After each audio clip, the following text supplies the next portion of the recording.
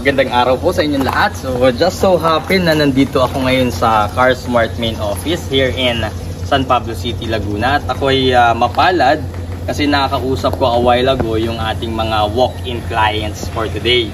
So share namin sa inyo yung mga walk-in client natin for today na dumayo sa atin. So iba-ibang modification to. Simulan natin dito sa color blue. This unit is from Binyan City, Laguna. Shoutout muna kay Sir Rabino kasi siya yung nag-refer sa atin para makilala tayo ng may-ari nito. So thank you Sir Rabino kasi si Sir Rabino natuwa siya dun sa output ng unit niya, nagustuhan niya. Kaya blessing in disguise, ni-refer nila tayo sa mga kakilala niya. At yun, meron pa ulit tayong papagwapuhin. So ang modification nito, full body restoration, full body paint, then of course, our CarSmart steel top. Yan. Again, this unit is from Binyan City, Laguna. On the other hand, meron tayo ditong Lazada body. This unit is from Tanawan, Batangas. So, anong gagawin natin dito?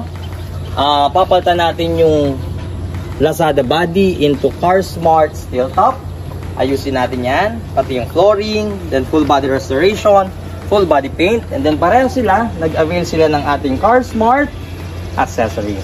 Ito naman, pangatlo, meron tayo ditong color blue again from Santo Tomas, Batangas. Ito ay kay Tatay Ronald Opulencia of Santo Tomas, Batangas.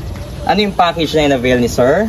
Our full body restoration, full body paint, and then of course, our Smart version 4, yung ating latest version ng steel top. Okay? Itong pang-apat naman, meron tayo ditong Piaggio Ape City. So, it's a different way around. Ang gagawin natin dito is rolling store. This is from Nagcarlan, Laguna. Meron si Sir business na mga coffee blends. So, yun yung gagawin nating modification dito sa unit na to. Co-convert natin itong base unit na to into rolling store. This unit is Piaggio Ape City. Brand new. Okay? Next, meron tayo ditong TVS King. TVS King. This is from Calamba City, Laguna. Anong modification gagawin natin dito? As you can see, kailangan na siyang i-reinforce. Pakita natin yung ilalim. So, pinagawa na ito ni Sir. Pero, kailangan pa rin natin siyang ayusin kasi bumibigay na siya actually.